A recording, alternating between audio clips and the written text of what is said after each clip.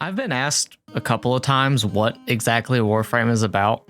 Now, I hadn't played Warframe since high school, and I've only gotten back into it recently due to an influx of Warframe reels popping up non-stop on my Instagram.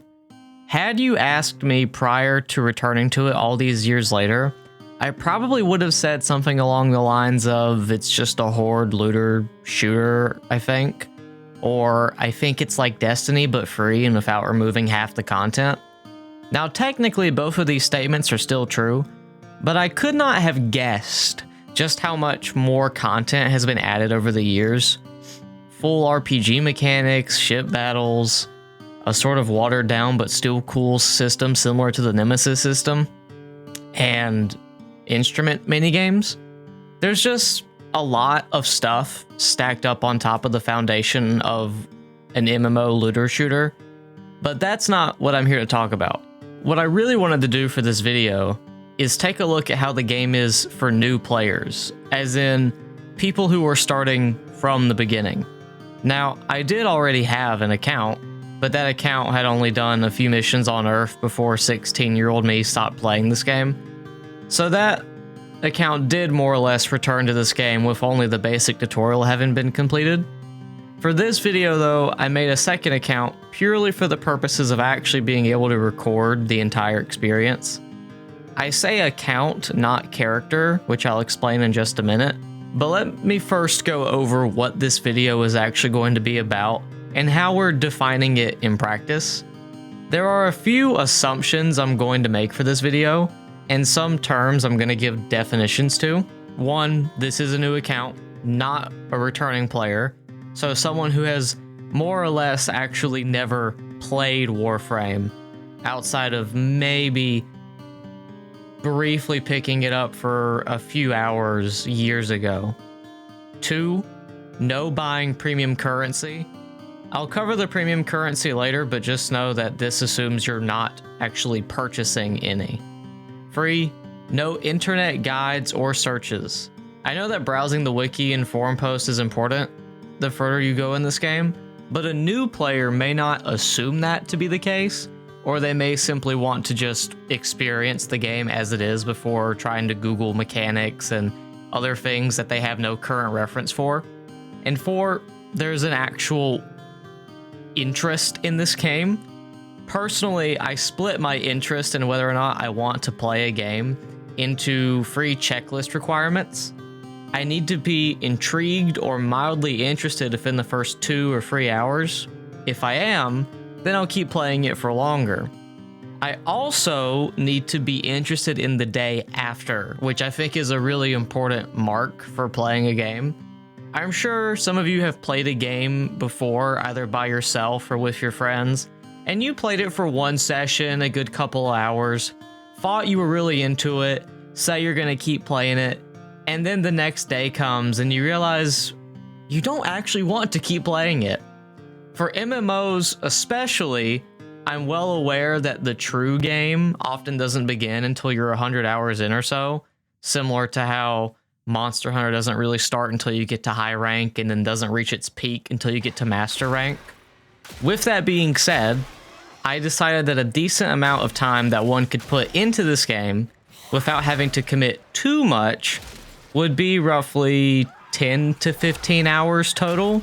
So that's what I did. I did 3 sessions of this game, more or less broken up between 3 days, an initial session, a longer middle session, and then a final finishing up session. So again, I am assuming that you're not getting entirely bored and dropping this game within the first 2 or 3 hours.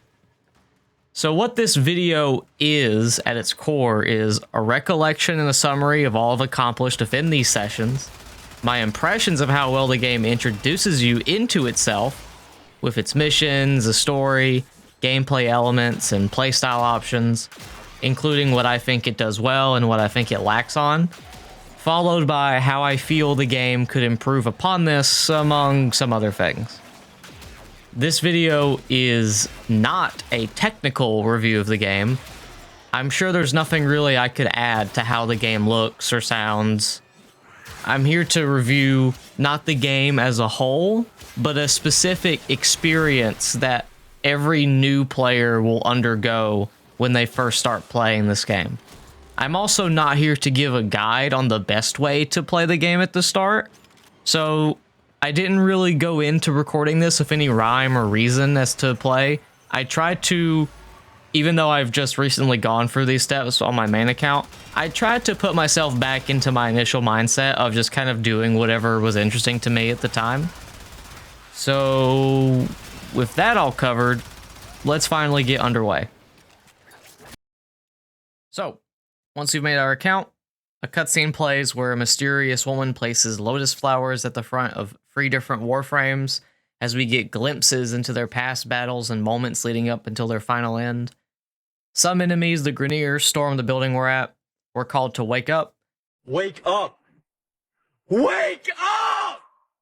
Wake up! You're getting comfortable! Comfortability kills dreams! So get up and go get those guys! And now the quote-unquote character selection begins. I should have mentioned, but there will be some very minor story spoilers. To the point I'm reluctant to even call them spoilers. Just know that 0 actual plot revelations happen during these sessions. Now, we are presented with 3 choices for our starting warframe, and this is why I had to create a new account for this video. Unlike other MMOs, Warframe does not operate on having one account with various characters existing under said account.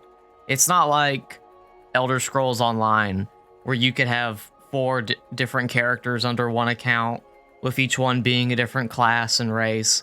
To skip ahead a bit out of necessity, your choice here, while important for the early game, is not permanent. You can, and will, unlock various warframes as you play the game, and can switch between them at any time once you obtain them. There is no permanent set-in-stone class you must play, so the only way to actually start from scratch was to make another account for this video. Of our 3 choices, we have Excalibur, a melee-centric frame with high damage, Mag, who is capable of crowd-controlling enemies, and Volt, who utilizes ranged abilities and high speed. There's no right or wrong choice here, just pick whoever is most interesting to you. I chose Volt back on my main account, and I don't like Excalibur that much, so I went with Mag for this. After hitting the snooze alarm for a couple thousand years, within the first 20 seconds after our slumber ends, an evil villain already shows up and slaps on a nuh-uh device onto our leg. Thankfully, our mysterious benefactor, the Lotus, surges our Warframe's systems. I'm surging your Warframe's power systems. See? And now the game can actually start. Going through the tutorial, we'll learn how to use our abilities. Abilities require energy to be used, and energy can be gained through enemies dropping it, or sometimes from the environment having it. We also learn how to melee, and how to shoot both our primary and secondary. We get 2 options for each of our weapon slots, and I went with the sword, the handgun, and the rifle respectively. The game also shows us a bit of the movement, sliding and dashing, a lot of parkour, making it clear early on that this is probably a game that won't typically encourage just sitting still. We make it to our first extraction point, and yeah, how'd that turn out? Honestly, maybe flying what looks like a tiny transport ship wide open into enemy territory wasn't the brightest idea. We fight Captain Vor for a bit, and he runs off. Thankfully, the Lotus tells us that our old ship is still around all these years later, so we decide to just go and get that instead. We get there, awaken our ship's AI, Ortis. Hi, Ortis. Stop touching me, you... What? Are my senses deceiving me? Operator. Defend the ship, and make our escape. Immediately upon loading into our ship, I am bombarded by the chat box appearing in the bottom left. So while Ortis was having a breakdown and the Lotus was giving us advice on what to do, I was busy Googling how to hide the chat because I couldn't see a way to just quickly hide it in the chat box itself. Once that's situated, we install our arsenal segment, thus unlocking said arsenal. In the arsenal, we can browse other warframes, weapons, skins, and other various things. We can also look at our own Warframe's abilities, even though we aren't a high enough level to use them yet, for now. My first call of action was using what limited colors we have access to customize our mag. I'm not sure if this is regarded as an underrated feature or everyone knows about it and appreciates it in the eyes of the community, but I absolutely love that you can change the energy color of your Warframe. Doing this changes the color of your abilities. It's never really been something that I thought of before, but it's quite cool being able to alter the way your abilities look. It lets you give a lot of different feels to them. If you've been observing the screen, you'll have noticed that a lot of these items have a price tag on them, one with a credit icon and others with a platinum icon. Platinum is this game's premium currency. Platinum is primarily earned, of course, by spending money on it, but there is a way to earn platinum in-game. To jump ahead a bit, you'll eventually unlock the ability to trade items with players, and typically the currency that players use to purchase things from other players is platinum. If you obtain something that can be traded and is quite rare, and you don't personally have a use for it, you can trade it to another player in exchange for platinum. The 50 platinum you see in the top right was not purchased. Every new account starts with a free 50 platinum, but this 50 platinum cannot be exchanged to other players. After customizing our frame, the only real choice we have left is to go forward with the main quest. We learned that the device Mr. Vor kindly put on us will slowly buck break us until he has full command over our body. Naturally, we don't want that, so we go through the long process of finding the parts we need in order to build a device needed to remove our enslavement ankle monitor. All the while, Vor shows up each mission to talk about how he's so much better and he mogs us. You get the idea. The different missions we undergo introduce us to the various mission types that we'll encounter throughout the game, such as breaking into vaults, rescuing hostages, sabotaging components, and so forth. During our spy mission, the game encourages us to use stealth. Stealth, even from this early on, feels kind of bad and pretty pointless. So far, the game has had you sprinting and sliding around, spamming abilities, using melee and ranged options in order to kill stuff, and then it wants you to slow down and pick off enemies, except you don't really have to. You can just kill enemies faster than an alarm can be triggered in these vaults, and outside of the vault sections, there's too many enemies for stealth to really be viable anyways. You're bound to be spotted at some point. There are some Warframes that are better at stealth, but this early on, outside of using platinum, you don't have access to one anyways, so off the bat, stealth feels kind of like a gimmick rather than a playstyle option.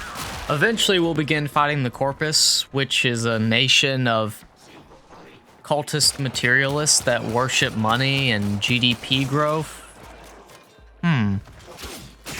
Anyways, where the Grineers seem like armored scavengers, the Corpus are shielded technicians. This early on, though, they don't yet feel that different to fight because everything dies so quickly. Once we have upgraded our ship segments and obtained the blueprint and the parts, we rush back to our ship to craft the negator. And once I've done so, I kind of freak out because the game says to use it, but I can't, so I thought I was messing up or that I broke something. But no, just had to wait for Vor to stop rambling first. Despite the fact that we got the cure, we're still dying. We now need to go and obtain a nav segment, and man, this Ordis guy seems like he's got some issues. Operator, may I suggest you access navigation and save your life? For my sake. Anywho, we can customize our ship, too, so that's cool. I really am a sucker for good customization options. After doing so, we chase down Vor and get into our first boss fight. It's okay, it's not really difficult, but it has a cool chase sequence. Vor runs away because he's a loser, and then we make our escape. Back on the ship, we are now qualified for a new mastery rank. Mastery rank is a representation of your overall account level, and levels up as you do new missions, level up your warframes and other equipment. Every mastery rank upgrade requires completing a trial. The trial for our first rank up just needs us to eliminate some enemies with only our primary weapon, which we do quite easily.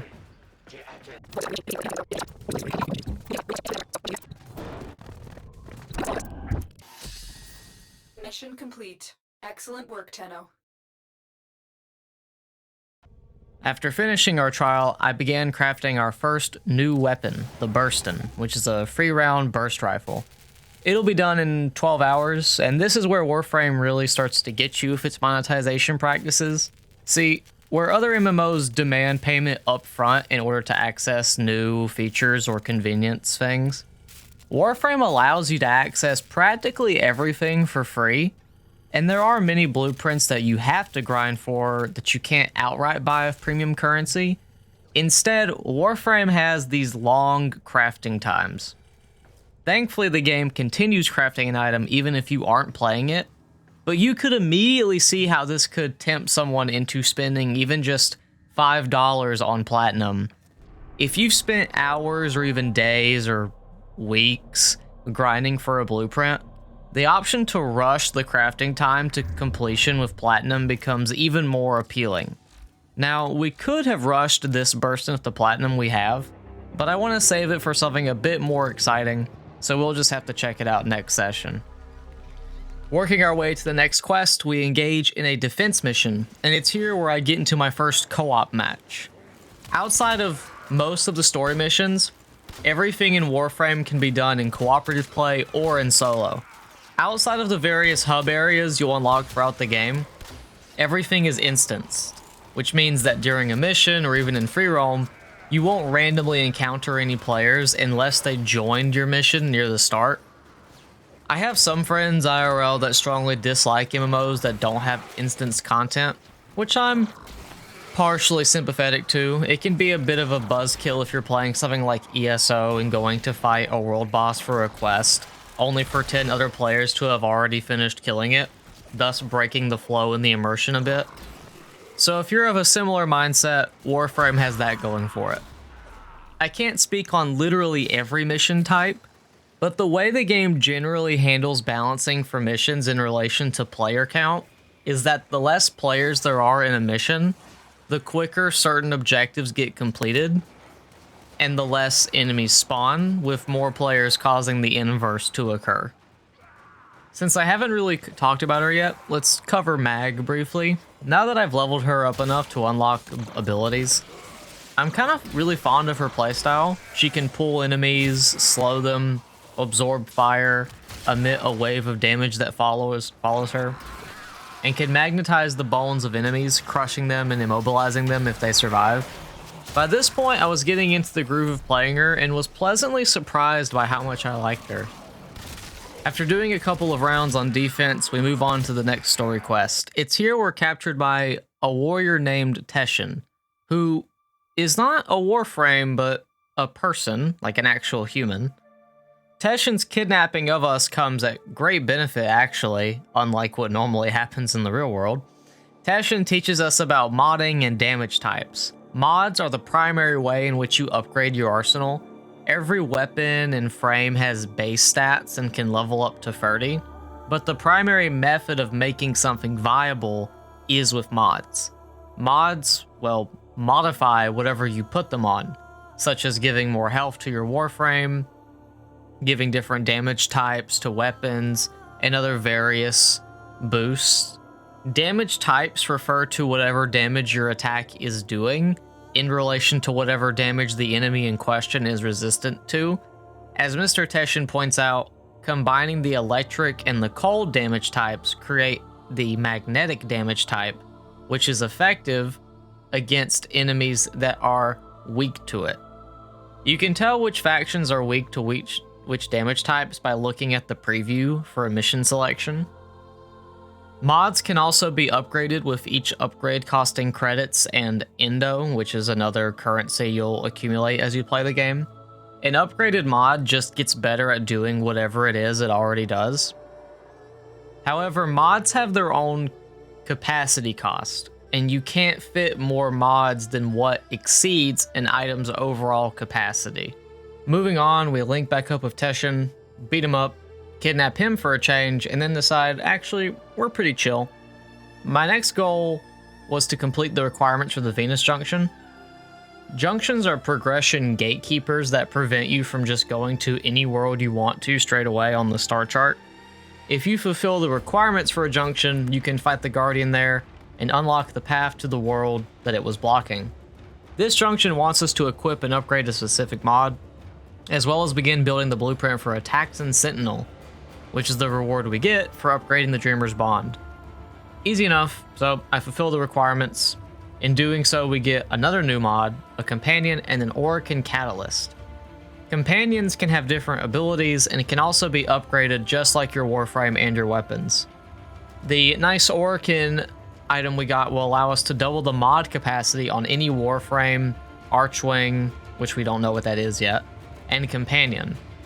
As for the fight against the Junction Guardian, well, you can see how that went.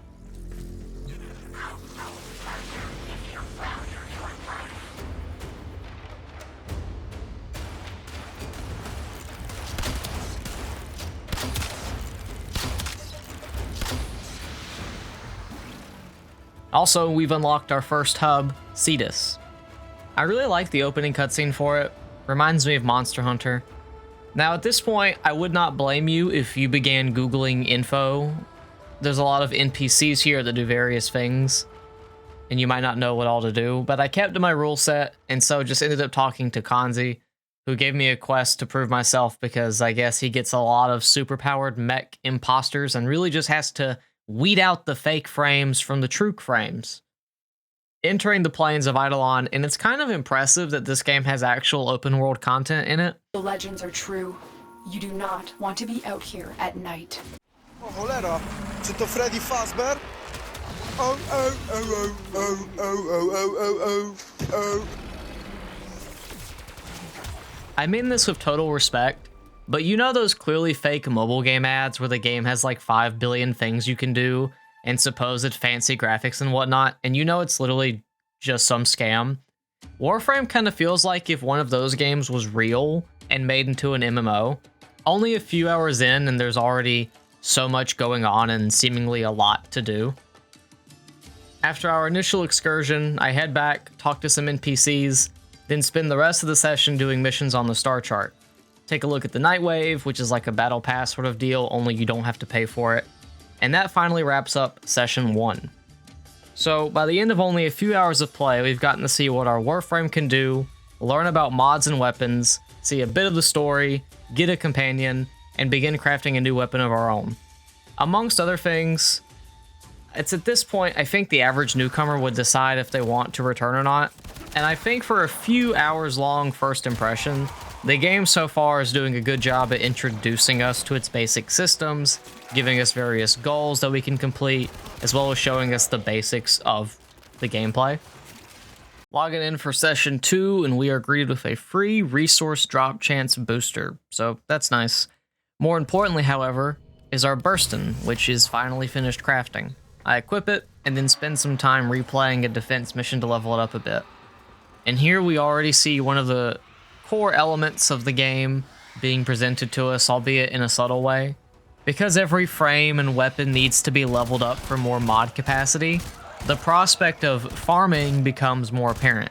I could technically have just equipped the Burstin and continued straight into doing some new missions, but in this case, defense offered an easier way to farm experience, since defense missions center around one objective, with you being able to do as many waves of enemies as you want.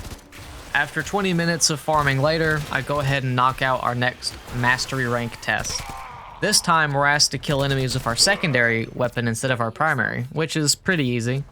Finishing up our test, and we get an email from someone named Maru telling us that we're a loser with no friends and that we need to join a clan. I did not join a clan for this video, so I'll say they're pretty much this game's equivalent of guilds, like you see in other MMOs. You can also start your own clan if you wish.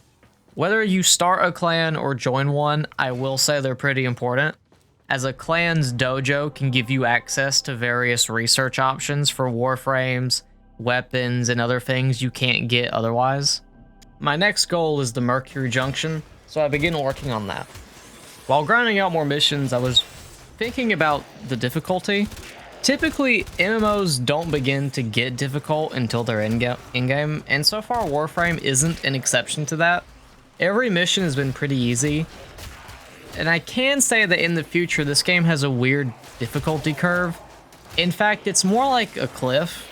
The game remains easy for a while, but then suddenly you'll go from killing enemies in a few hits to barely tickling them. It's not impossible mined, but you'll definitely know it when you see it. Unlike Session 1, I'm going to be skimming over pretty much all of the normal missions from this point on. Now that we've seen the basics of the gameplay and have a comfortable loadout, there's only so many ways I could say I fought the Corpus here or the Grineer there. By this point, I was pretty comfortably in the groove of things, going from a few missions to my arsenal and back out again. But from here on out, for the sake of time, I'm only going to cover the more interesting happenings. I expected it to be bigger.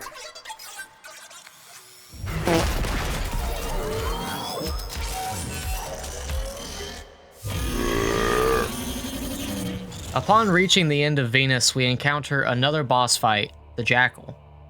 As for the boss itself, it's fine. Again, nothing too crazy, just shoot the limbs, dodge out its spin attack, then hit it with your hidden blade, because I guess we just have one of those two in this game. More importantly, we're here for Rhino components. Rhino is the first frame we can get, and the Mercury Junction even requires we begin building one of his components. So I figured why not just unlock him entirely. All of Rhino's parts, or blueprints for said parts, drop from the Jackal boss fight, so I went ahead and started the grind. Thankfully, getting all of the blueprints didn't take too long, so we go ahead and start crafting them, and oh, wait, never mind, we need Rubido. Time to go farming again, oh boy. One quick trip back to Earth later, and now we're crafting the Rhino components so that we can then craft Rhino himself. I guess I forgot to record this, but I did also purchase blueprints for the Vauban Warframe on the reward screen in the Nightwave. Also, the Infested are introduced, though the word introduced isn't entirely accurate, as they were just the enemy faction type on this mission I was completing. The Infested do actually have a story quest where they're introduced. I just think it's kind of funny how you can encounter them before even getting to their actual introduction mission.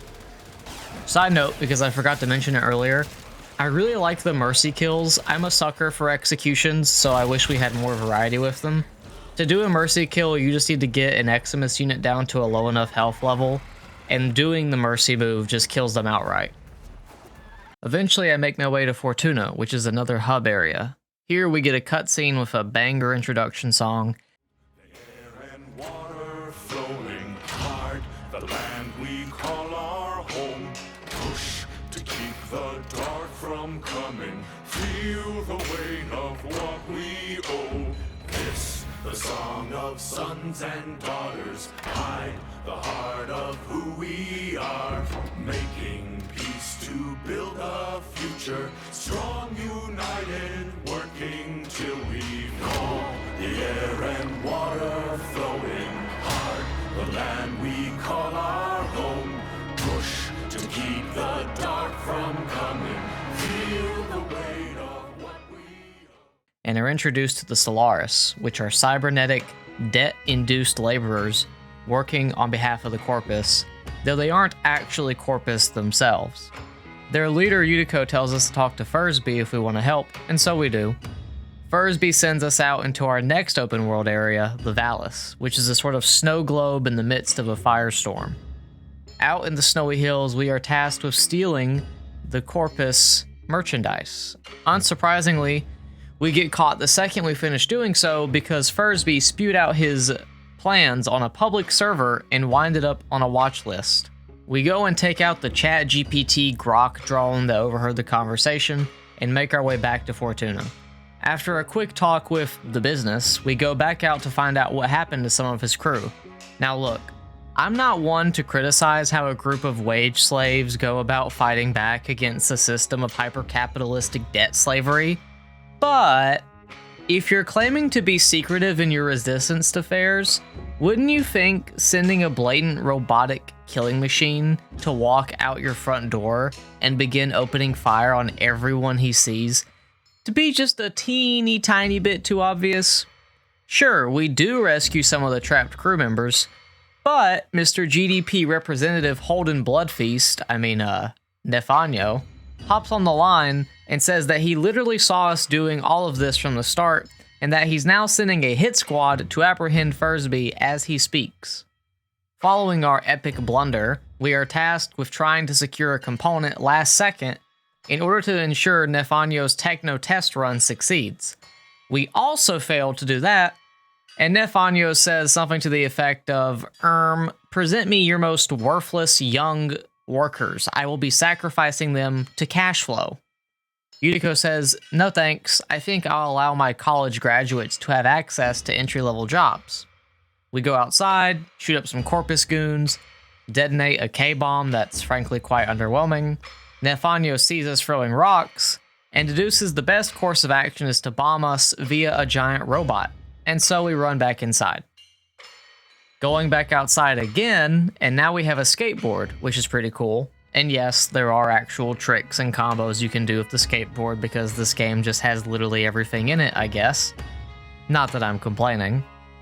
Running past the big scary monster, we go and bully Nefanyo for a bit until he relents and is forced to allow us to unionize, thus wrapping up the Solaris quest.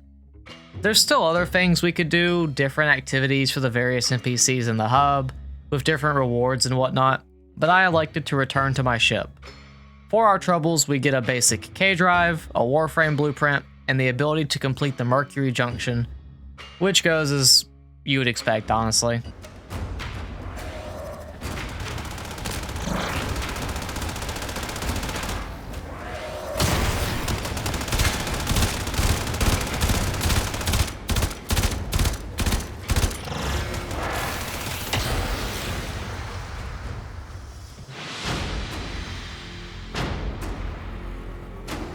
For our next quest, we're getting a doggo, Wholesome Chungus 100. We get an incubator segment, get ourselves an egg, and bam, dog. We pop the egg in, greet our little guy, and give him a name. Given that it's always a dog's circumstances and never its breed that influences its behavior, we solidify our dog's mentality by immediately taking him out to maul people roughly 10 seconds after being born. Get a collar, and there we go, another companion unlocked. Just like the robot we got prior, animal companions can also be customized and outfitted with different mods. As for the dogs, they're an example of breeds being a factor. For instance, the dog I got for this video is able to cloak me for stealth, but the dog I got on my main account was more combat-centric, charging into enemies and knocking them prone. You can always farm for another dog, so this quest doesn't lock you out of anything through RNG. And so by the end of session 2, we've done some farming, junction, a quest line, begun crafting Rhino's components, and have even gotten a dog. So far, it really does feel like the game's doing a good job at giving us more stuff to play with, while easing us into the grind of the game. I will say it becomes apparent very quickly that there aren't that many mission types. By the second session, I've already done multiple defense missions, survivals, spy missions, and others. Thankfully, the core combat within each mission is more than enough fun to make up for it, but it is something noticeable for sure. At the start of my final session, I went and claimed the crafted Rhino components. Now, we could go ahead and begin crafting Rhino and simply wait the full 24 hours to get him, but I opted to spend the starter platinum we have on our account to unlock him instantly, thus giving us a new frame and therefore a new playstyle to try out. Rhino is a tanky frame, sporting higher baseline defensive stats. His moves are a charge attack, an armor buff, an AoE damage buff for himself and his allies, and a ground slam that slows enemies and traps them in the air. He's a bit more simplistic than Mag, and I would say I prefer her playstyle over his, even though I normally am the tank player in MMOs. I just think he's a bit too simplistic. However, this isn't a bad thing objectively. If you want a frame that's very easy to understand, gives good flat-out buffs while having effective moves, then Rhino, I think, is a good choice. Continuing on, we finally do the Infested's introduction quest, where we discover that a Grineer scientist is responsible for a new emergence, so thanks guys. After killing some more Infested and defending a bomb, the quest is over and we get another weapon blueprint. Filling in one of the requirements for the next junction gives us a Void Relic. I'll let Ordis explain it to you, then I'll translate it into something that can actually be understood. Void relics. What a baffling concept. Ordis will try to understand void relics again. They say the contents of a relic are simultaneously this thing, or this thing, or this thing, but also that thing, and certainly never just one thing. That is, until it's exposed to a void fissure. And at that point, all the possibilities collapse, each one falling away until the relic cracks open and exposes one singular thing. Then, against all tenets of logic, that thing becomes the only thing the relic ever contained. What a load of... Ordis prefers known quantities. Thank you very much. So what Ordis was trying to say is that void relics are loot boxes, only you don't pay to open them. To open a void relic, you do a void fissure mission on the star chart. During the mission, you need to get 10 reactant, which you get from killing corrupted enemies, which will then unlock the relic. Relics can only drop one item, but there are various items in different tiers that can drop from each relic. At the end of the mission, assuming there are 4 players and all of you have opened your relic, you are actually presented with 4 different options to choose from. Every player who cracked their relic open at the end of the mission rolls for their item individually, but any player can choose to claim another player's reward. Let's say you opened a relic and got an item you didn't want, but your friend opened the same relic and got the item you actually wanted to get. You can then claim his reward at the end of the mission. Claiming another player's reward does not take their reward, and all players can claim a reward from one relic. Lastly, you can increase the chances that a higher tier item will be rewarded from your relic by upgrading said relic with void traces. How do you get more void traces? Doing more void fissure missions and opening more relics. Hopefully that made sense. Certainly can't be worse than whatever Ordis was saying. Oh, and at some point I got a big hammer, so that's cool. To wrap up my final play session, I did the Archwing quest. The quest preview says something about the Falmorians that are coming, but I swear I don't remember them ever being mentioned before this, but sure. After hopping through a portal, we follow coordinates to various nodes where we do a couple of extraction missions to get all the blueprints for our Archwing. After some grinding, we get all the parts, craft the Archwing, and go to receive some Corpus intel. Clearly we do not matter in this mission, as the Corpus and the Grineer end up beefing between each other. As the ship we're on explodes around us, we're forced to activate our Archwing, and honestly, this cutscene kind of goes hard. The Archwing is another form of combat. Rather than use your Warframe abilities, your Archwing has abilities and weapons of its own. It's kind of fun as a side piece of content. We heroically make our escape and then get back to our ship, thus wrapping up my final play session. So, after 3 play sessions total, we've managed to do quite a lot. We've unlocked various weapons, missions, done quests, acquired new outlets of play, and various things we could now pursue. We could try farming for new weapons, focus on more main quest stuff, do side quests, complete more star chart missions, etc. We've got a lot of ways we could go further in this game if we chose to do so. But what do I think about the game's introduction period overall? I would say the game does a good job at getting players interested in the first couple of sessions. There's a decently organic transition from following the story into the more common gameplay elements. Mixing free goodies in with bits of crafting times is done well. The issue isn't so much the start, it's what comes roughly right after. The game takes a fairly large dip in what it's willing to give you, roughly after the point in which I stopped playing for this video, and it can feel like you're missing out on newer and more interesting content that's locked behind doing the star chart. For example, the frame I wanted to get on my own account when I was going through this section was Necros, and I figured it wouldn't take too long to get to a position where I could acquire him, given that you can unlock his blueprints on Deimos, which is the next planet I could go to. However, Deimos is where the first difficulty spike occurs, and even if you get the Necros blueprints, you have to wait until you can proceed even further into the star chart before you can actually begin crafting him. I think what this game's early period is lacking can be remedied with free main fixes. For one, weapon choices. There are a few basic versions of weapons you can buy at the start of the game with credits that require no crafting time, and I think this is a nice option to have. However, I think the game could take this even further.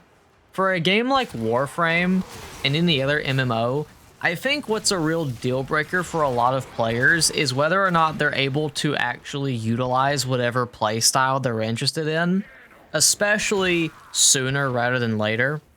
Let's take, for example, Monster Hunter. I guess I'm talking about that a lot today. In Monster Hunter, you start off with access to a basic version of every weapon type in the game. Additionally, you also have a training area you can go to in order to get a feel for each weapon type and see if any of them interest you. Now imagine if Monster Hunter forced you to choose between the sword and shield or the bow for the first 10 hours of the game. For a first impression, this could deter a lot of players. Personally, I don't like either of those weapon types that much, and if I'm a new player who either doesn't have that much free time on their hands or doesn't want to bank on the game giving me more playstyle options anytime soon, I may just drop the game where I otherwise may have actually liked it, had I been able to gain access to the introduction of the other weapon types at the start. Like, did you know that there are nunchucks, gun blades, and throwing weapons in Warframe? Probably not unless you Googled it or looked around in the arsenal. Why not give players a basic version of all of the various weapon types that they can purchase at the start of the game? This way, they're able to actually experiment earlier on, and if they find a certain category they really, really like, they'll be more positive about the idea of having to grind later because they'll be able to grind for something they actually want to use. And that was an issue I was having when I first got into the game because every ranged weapon I got just did not click. And so I would invest hours into crafting a weapon only to use it, really dislike how it feels, and then move on to the next one until I eventually started to find weapons that I like using. As for the Warframes, I would make two changes here. For one, since you can't simply make a new character, I think players should have the option to change their initial starting frame between all three options for the first 4 hours or so of gameplay. This way, players can actually test out Excalibur, Volt, and Mag and experience which one they like the most.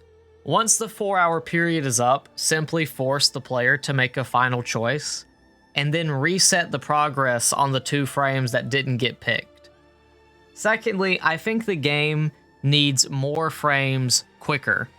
I think that within the first 15 to 20 hours or so, an average player should have access, as in the capacity to obtain or already own, 5+1 frames. These being the starter frame, Rhino, who's already in a good spot, Vauban, Oberyn, Necros, and Garuda. Your starter frame is your starter frame, of course. Rhino is a tank. Vauban can already have his blueprints purchased in the Nightwave store, but his materials are locked until later than what you'll actually be able to buy him at. Vauban would give the player another crowd control frame. Oberyn, who is a paladin and is able to smite and heal, used to drop his blueprints randomly from Eximus enemies before being moved to Railjack missions. Railjack missions are space battles on a cruise ship that you won't unlock until a fair ways into the game. I think Necros should be able to be obtained from Deimos, as he is a frame that's good for looting and has literal necromancy, which is based in Epic. And lastly, Garuda, who is a DPS frame, I believe, can already be obtained from Fortuna. I just think that, similar to the weapons, players should have some easier access to frame variety early on, so that they can see each frame offering different unique ways to play. There's currently around 60 or so frames, with more frames being added anyways. So I don't think giving the player more options earlier on will break the flow of the game in any way. Lastly, more mission variety on the star chart itself would be nice. I don't think new mission nodes are needed. Just adding in some modifiers or different objectives that could be completed instead of the current existing mission nodes would be nice. Especially if it's done in such a way to actually allow different play styles to shine. Maybe some nodes have stealth challenges, or others have more crowd control based. Just different ways to actually facilitate different play styles so that different players can feel like their play style is actually worth using. Because a big portion of the game, if not the entire game, is sort of just balanced around press button to kill thing and then make build better at killing thing quicker. And that's technically true of all MMOs, but the ways and methods and mechanics involved alongside combat roles leave a lot of room for different ways to actually go about it. Warframe feels at times like the game was developed purely for the most literal DPS role, which is a shame because there are a fair number of frames that have interesting mechanics, but they fail to be practical when compared to all of the other frames that only require you to press one button to make everything in a room cease to exist. I don't want to sound like I'm ragging on the game too much, so I'll conclude by saying that Warframe is overall an amazing game with a lot of stuff to do, many more updates on the way, with better genuine free-to-play monetization than any other game I've ever played, and a fairly good onboarding process.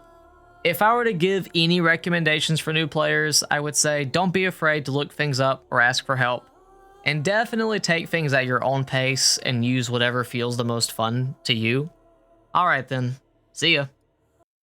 Okay, I lied. I was planning on getting this video out a few days earlier, but I've been sick and I'm still coming off of it. So this video is either going up the day before or the day of the upcoming old piece update for Warframe. Normally I wouldn't bother mentioning it, but I believe the update's adding 2 new game modes that are accessible for new players. So just keep that in mind. Okay, bye.